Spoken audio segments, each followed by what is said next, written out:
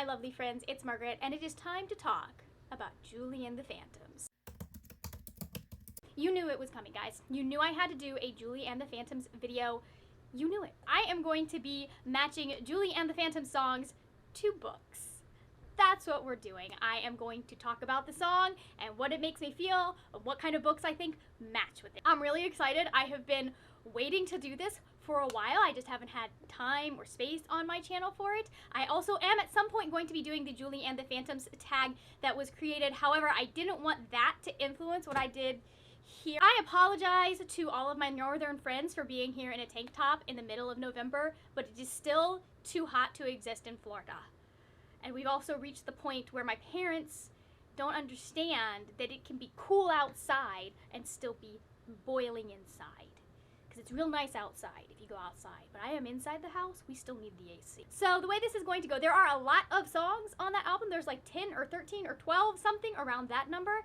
I'm not doing all 13. I don't have time for that. We are not here for long-form content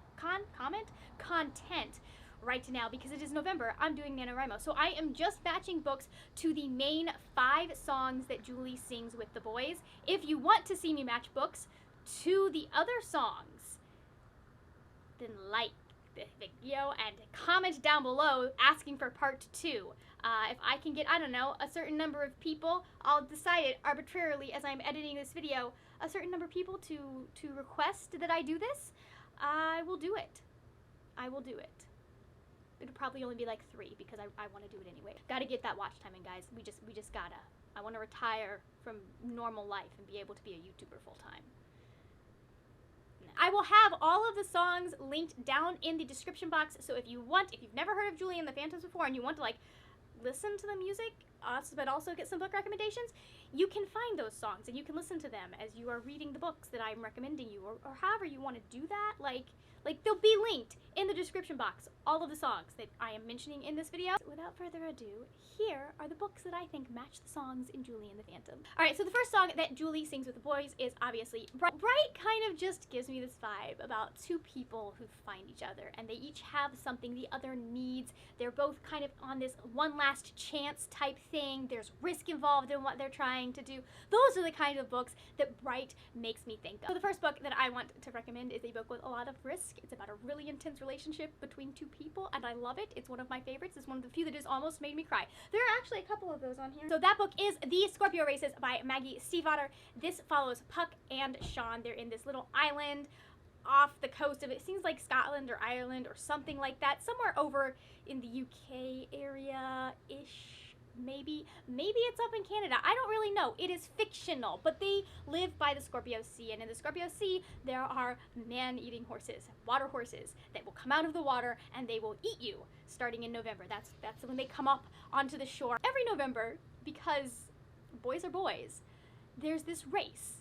And the race is where you catch one of these man-eating horses and you have to tame him and you have to have him ready to run by the 1st of, oh, maybe it's in October, I don't know, but you have to have him ready to run by the 1st of November. Like, listen to this. This first line, y'all, is, hold on. It is the first day of November, and so today, someone will die. It is about the relationship between 2 people. It is about the relationship between those 2 people and their horses. Puck is trying to save her family farm. They're about to lose it. She needs that prize money. Sean is trying to win so that he can keep his horse Core, who he has had since he was a child. He's been training him for ages. It's so intense, and you spend so much time like worried and stressed for them, but also loving them. But I apologize if you can hear the fan, but I was literally dying. Like, it's miserable right now. So the next book I want to talk to you about is The Sound of Stars by Allegia Dow. This is a science fiction, and it is so good. I have so many feelings about this book. If you're someone who needs a really strong ending, you may not like this. I will say, but I was happy with the way it ended. It ended the way I wanted it to end and the way I needed it to end. This is about Ellie and Morris. Ellie is human, Morris is an alien, and the aliens have come and invaded Earth and taken over it and, like, basically, I don't know that enslaved the human probably is kind of sort of the right word. But basically they've taken over everything. Humans are living in subpar conditions. They're all very much like they're being forced to work for these aliens and being forced to do things that they're not entirely sure what the end game is. So Ellie runs a secret library where she will lend out books that she and her family had before the aliens came. She'll lend those books out to people, and like it's kind of hush hush. She could get in a lot of trouble for it. And then Morris shows up and is like, hey, I know about your library. I need you to help me do something. And he uses her to help find him music because he's looking for music. And I can't really say much more than that, but just know that you will love them both by the end of the book. And yeah. So this is just basically two people trying to survive in a world that does not want them to survive for various reasons that you need to read the book to get into. Again, I'm not going to go into it, but it's very good, and I loved it. I loved it. It was so good. The final book that I want to recommend for Bright is yet another intense two-person relationship, and that is The Sun Is Also a Star by Nicola Yoon. This is another one that almost made me cry because the ending is so perfect. Just chef's kiss. This is about Natasha and Daniel. It takes place on the last day that Natasha is in the United States because her family is being deported. She is doing her best to stop at least herself from getting deported, to make that stop so they don't have to go back to Jamaica, because this is where her life is. She's going to school here. She has plans. She's got her whole future mapped out.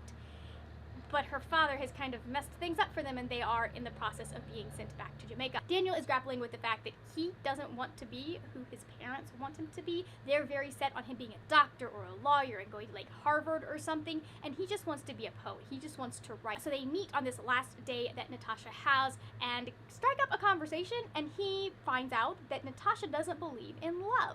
And he's like, give me 24 hours, I will convince you to believe in love. And so it's them falling in love over the course of one day. I thought it was so beautifully written, so beautifully paced, and one of my favorite parts about it is the way that it shows how your life can have an effect on other people's lives. The next song that Julie sings with the boys is obviously Flying Solo. It is a song about friendship, it's about squad goals, it is about how well you know another person and how they fit in your life and how your life is better with them in it. So obviously I have to recommend some books that really center around friendships, and for the first one I want to recommend I Tell You I Love You But Then I'd Have to Kill You by Ali Carter. Whew! That's a title. This is about Cammie, and she goes to a girls' boarding school. But this boarding school is different from other boarding schools in the fact that they're training spies. Yes, she goes to spy school. Is that not amazing? So Cammie, known as the Chameleon, has an encounter during one of their training missions with a local boy in town. He sees her, like no one ever notices that she's there, and this boy notices that she is there. So obviously, because she is a spy, the rational reaction is to decide that this boy is a honeypot and trying to get to Gallagher Academy through her. Teenagers are weird, y'all. So she and her friends hatch this scheme where they're trying to figure out, is this boy a spy? Is he just a normal boy? What's going on here? And it is the best thing ever. I will say it does start a little bit young on the YA side, but like it grows with Cammie because it follows her through sophomore, junior, and senior year. If you want a book that's just fun and light and feels like the Disney Channel and is just about girls being friends, also with possible smooching, because you know I need that, then yes, read this book. The next book that I'm going to recommend is actually an author, because this author does a family and friendship dynamics absolutely like the best. The best. They are so real, so raw. They will have you laughing and rolling on the floor. But I'm going to recommend a specific book because not a lot of people recommend this book, or it's not recommended as much. I don't see it as much as her first book, and that is On the Come Up by Angie Thomas. Listen. Angie Thomas knows how to write a family. She almost had me rolling on the sidewalk with the antics of Bree's family in this book. I was laughing out loud on my walk, listening to my audiobook. I got weird looks from people who were walking with me. The people that were passing me were like, what is wrong with this woman? That is how just joyful and wonderful the relationships in this book are. Because this is about Bree. Her father died when she was very young. He was a rapper, and she wants to be a rapper like he was. She's very, very gifted when it comes to that, and she ends up kind of going viral with this song that she wrote after an encounter at school where she was unfairly profiled and harassed by the guard at school. So this song goes viral, and she's having to grapple with the impact that is having and how not everyone is taking this song the way she meant it. Some people are kind of construing it, and it's becoming kind of this anthem for the kids at her school, and so they're trying to kind of push back against these very, very biased security guards that they have at their school. It's a lot to unpack, but it is a very good book, and I love it. The final book that I have to recommend. I could not recommend a book on squad goals without recommending Ghost Squad by Claribel A. Ortega. This is the cutest thing you will ever read. I loved it. It is fun, it is sweet, it is also very spooky and supernatural. This is about Lucelli Luna. Lucelli has a little bit of an odd family in the fact that most of her family are actually ghosts. Stuff starts happening, her ghost family is starting to kind of have weird stuff happen to him, so she and her friend Sid, they go to try and fix this and accidentally unleash evil spirits on their hometown of St. Augustine, and now they have to go and find the rest of the pieces of the spell so that they can fix it. This is one of those books that finds that really nice balance between like the kids and needing to be the ones that fix the problems, and the adults like not just being on the sideline twiddling their thumbs, like the adults are involved as well. I really liked how she balanced that. I loved the family dynamics. Listen, watch my wrap up from last month. I rave about it. It was so good. So the next song the band sings is Finally Free, one of my favorite songs. I could say that about like all of these last 3 songs, but like one of my favorite songs. I love it. I love the dynamics, especially between Julie and Luke in this song, because they're just teens being teens in this song, if you know what I mean. But this song really just, if you listen to the lyrics, it has a very, like, it feels like a happy dystopian. It's got a lot of fire imagery. It's got a lot of, like, waking up and feeling alive, and kind of just, when I think of that, it's kind of like the upbeat version of Radioactive from Imagine Dragons, basically. So, I obviously am going to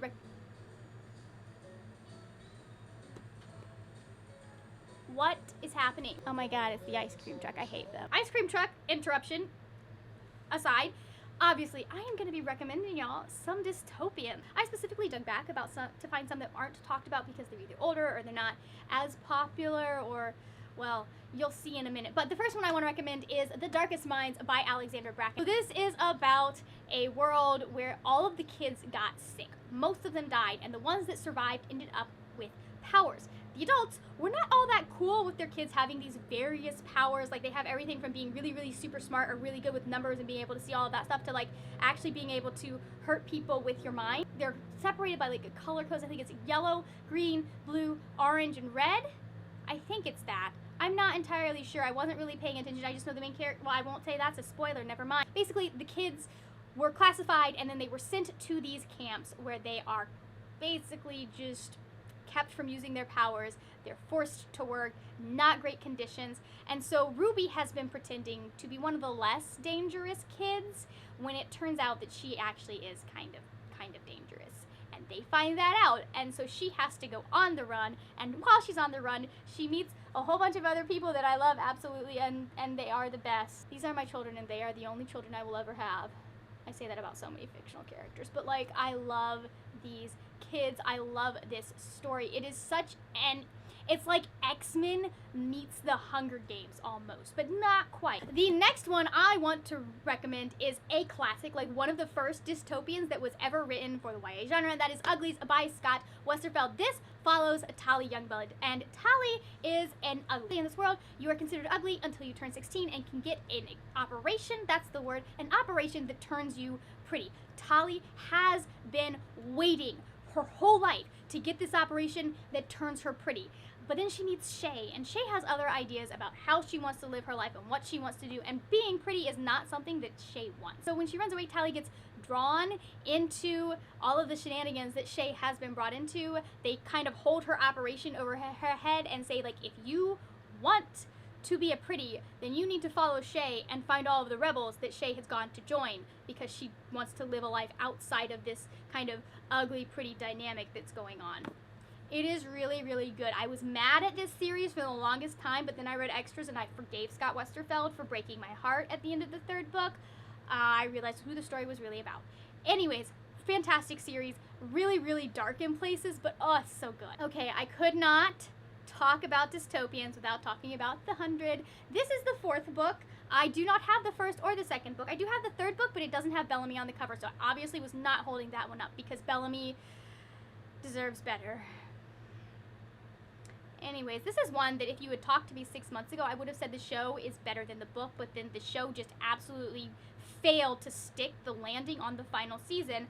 I don't even know what show that was in season 7. I don't recognize it. I don't accept it, but I do still love the books. The books are not quite as diverse you read the books, they're very, very white and straight.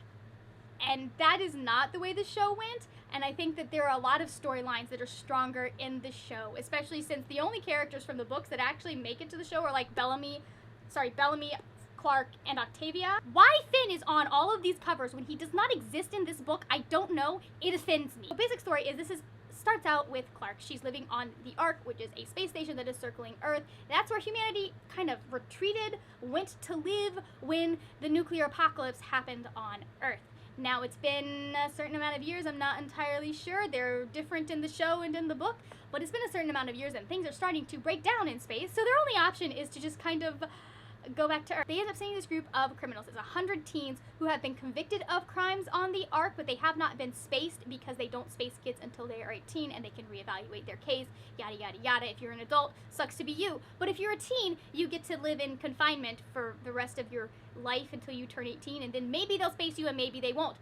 It's about them going down to Earth, realizing Earth is survivable, and trying to survive there until more food and supplies and other things come down to Earth. I love this series. I haven't read this one yet, but it was the only one that had Bellamy on it. So I just wait. Oh no, wait. The other one is like they do have Bellamy on this one. Right there. You can't see it because my face isn't. They've got Bellamy, he's right there. Again, Bellamy deserved better.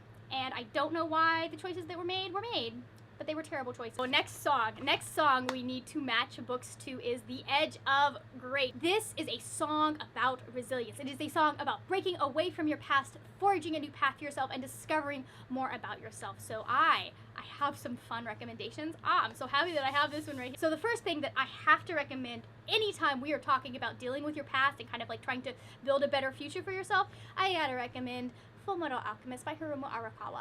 This is my most favorite manga ever to exist. I love all of these characters. They are wonderful. It is about Edward and, hold on, I forgot I had both of them. So it is about Edward and his brother Alphonse. If you're wondering why Alphonse is a suit of armor, it is because when they were children, their mom died and they decided to use alchemy to try and resurrect her, and so Edward ended up losing his arm and his leg, and Al ended up losing his entire freaking body. The only reason he is still around is because he only lost his arm, and then he used his leg to be able to tether Al to the armor. And so it's a couple of years later. He is the youngest alchemist. He is trying to figure out how to make the Philosopher's Stone because he's trying to get his brother's body back and his arm and his leg back.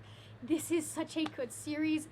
I love it. I love it so, so much. I cannot wait till I am able to reread it. I'm waiting till I get more of these volumes because this is one of those manga that like you want as many of the volumes as you possibly can, and I was waiting until my library was back open because not all of these are out in this gorgeous edition that has all of the prettiness and it's hardcover, and I love it. Another book that's talking about past and discovering yourself and just finding out things you didn't know about yourself is Ace of Shades by Amanda Food. This is about Insulta, and her mother has gone missing. She went to this city called New Rains. It's kind of like not looked upon as the greatest city. It's like basically Las Vegas, but in Victorian era, if that makes sense. Was there Las Vegas in the Victorian era?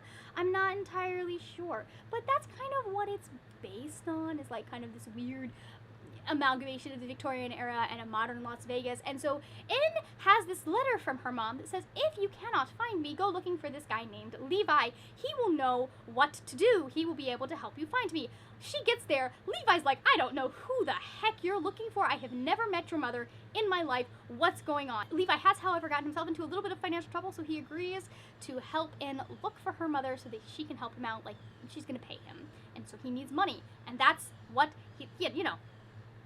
everyone's happy. This just is such a rich world, and I love the self-discovery that the characters go through in this book. It is amazing. It is heartbreaking in places. It makes you kind of sad, and it also makes you really like have the second book. I regret not having the second book when I finished this. I do regret that. And the final one that I want to recommend that has a lot of things about discovering your past and who you are and kind of growing and all of that is The Bells by Danielle Clayton. This follows Camille, and Camille is what is known as a belle. In her world, most people are born with gray skin and straw-like hair and like just kind of ugly. The belle's job is to take that, and they're able to use magic to make people look however they want, but, you know, kind of bring color back into people's lives. Like, I would, this hair, I would need a belle to get this hair. Camille wants to be the top belle. She wants to be the queen's favorite. And that ends up coming with a lot of political intrigue and things that she is not ready to deal with. It forces her to really reckon with herself and who she is, and she starts finding things out about the past and how the belles become belles and all of that, all of the magic behind that. It's really, really, it's so intricate and so just stunning world building in this first book. I loved it. The final song that we need to talk about is Stand Tall. It is the song, you know what happens in that song if you've seen the show. If you haven't, you do not know the emotional, like, journey that song will take you through every single freaking time. Like, once you've seen it on the show and you listen to it, you feel that same way that you felt on watching it. You feel that same way every time. This kind of really gives me the like feeling of characters that have really strong moral compasses. They know what they want. They know what they're supposed to be doing. It has a lot of teamwork vibes too. This is a song about characters that you just can't knock down. They keep getting back up and trying to move forward. Speaking of characters that you cannot knock down and keep getting up and keep trying to do the right thing, I have to recommend The Expanse series by James S.A. Corey. Now, it has been pointed out to me that this book is very male. Like, all 3 points of view, is it 3? No, it's 2. It's only 2 points of view. Very male. And one of them is kind of a misogynist. Like, James Holden is pure, and I love him, and he deserves everything good. But Miller is a piece of work, and I wasn't sad to be out of his head when this book was over, and we moved on to more narrators in the next couple of books. So what I'm gonna say is, really, if you're gonna get into this, get into the show first, because you get a better feeling for all of the characters, and so you're much more attached to them, and you know things about them that you don't necessarily know in these books yet. The other thing I will say is that these books,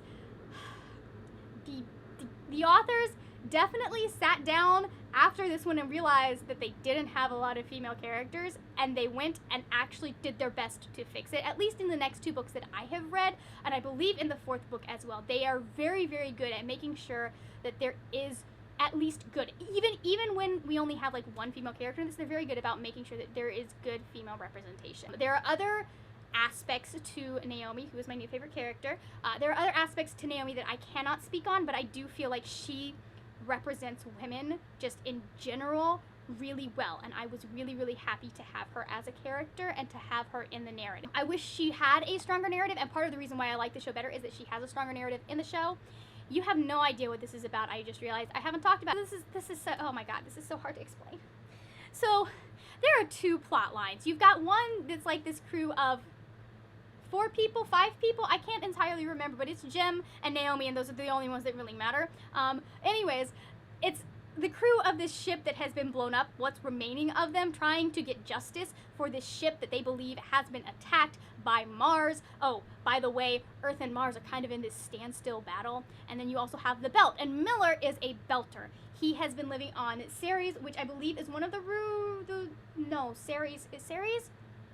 Ceres might be one of the moons of Jupiter. It's one of or it's an asteroid, something like that. I'm not entirely sure. I don't know space systems and stuff, whatever. It's in the book. I don't have to worry about it because I'm not writing science fiction. But Miller is on this case of this heiress that has gone missing, and so their paths kind of intersect, and they end up having to deal with the fact that there is a super virus that has been introduced into the world because they found it on somewhere, and it's a mess. There are space zombies, and I love it.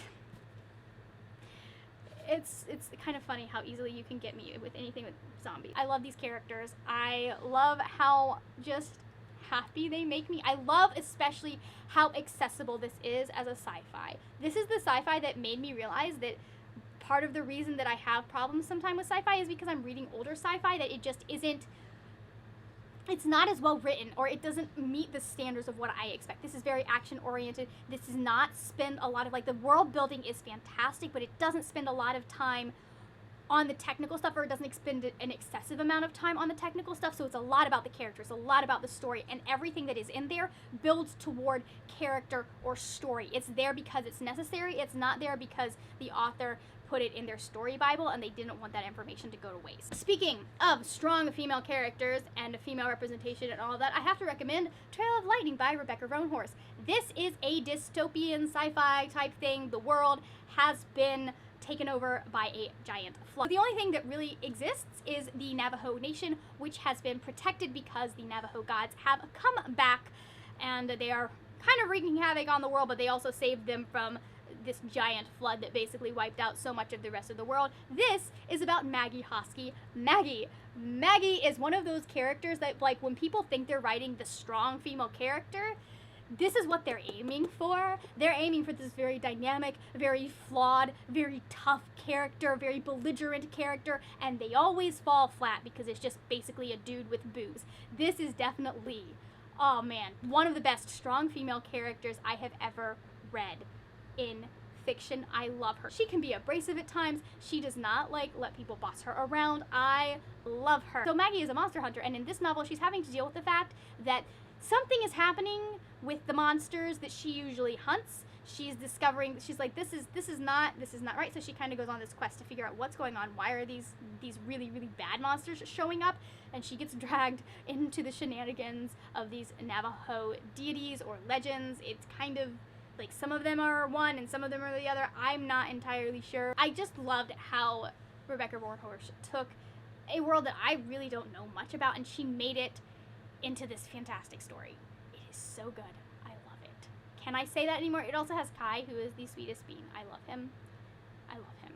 And I need the third book because I just do. The final book that I have to recommend for this song is not the one I'm going to hold up because I don't have the first book in the series, but I have the fourth book in the series for some thrift store. I think it's a thrift store that I got it at, and they didn't, but they had it in hardcover, and I want the hardcover, so I bought it. And that is Bloodlines by Rochelle Mead. This is about, I wanted to say Sydney Bristow, but that is alias. It's about Sydney Sage. It's about Sydney Sage. She is also an alchemist, but in this world, alchemists have to deal with vampires. This is the sequel series to the Vampire Academy series, so it kind of will spoil a couple of things that happen in that series. It's also where we meet both of these characters, the two main characters of this series. We meet them in the Vampire Academy series. It's Sydney and Adrian, and so basically there's this really complicated thing that happens with vampires, and you have to have, like, when the vampire, like, whoever is ruling the vampires has to have a family member. And so the current vampire queen, her sister, cousin, half-sister, I'm not sure how Jill is related to her anymore. It's been a while since I've read this, but basically she is in danger. Someone has tried to kill her, and so the vampires hire Sydney, or the alchemists decide that Sydney is going to go with the vampires when they put Jill in hiding. So we've got Jill, we've got Adrian, who had to go with her because he's family, and also they are connected by some magic thing with the vampires. It's complicated, and I don't want to explain all of it because then it spoils things for other books, but they're connected. And then Sydney is going kind of as a liaison to keep an eye on them, and she and Adrian do not get along at all because Adrian's kind of a douche. He is kind of a douche at the beginning of the series, but that's what character growth is for. That's the gist of what's going on in this series. It is so good. It also is like a step above the Vampire Academy series. Like, I like the Vampire Academy series, but Rose is a character and Sydney is a character. Like, Sydney wins that one. She just does. Read it. Please read it. The team that they have in this book, the relationship between the two main characters, the fact that Sydney will not back down from what she knows is right, it's just so much goodness. Okay, so those are all the books that I have matched to Julie and the Phantoms that I recommend. If you like those songs, again, if you want part 2, let me know down in the comments. It probably will not take much pushing for me to make a part 2, but also please convince your friends to come and watch the video and please make part 2 in the comments because it will make me feel better about myself as a person. Thank you so much for watching. If you enjoyed this video, please give it a thumbs up. Also, I will have more videos over here about other things that I do on my channel. That is it for now, my friends. Happy reading, and I will see you later when we will talk about more wordy, nerdy things. Bye!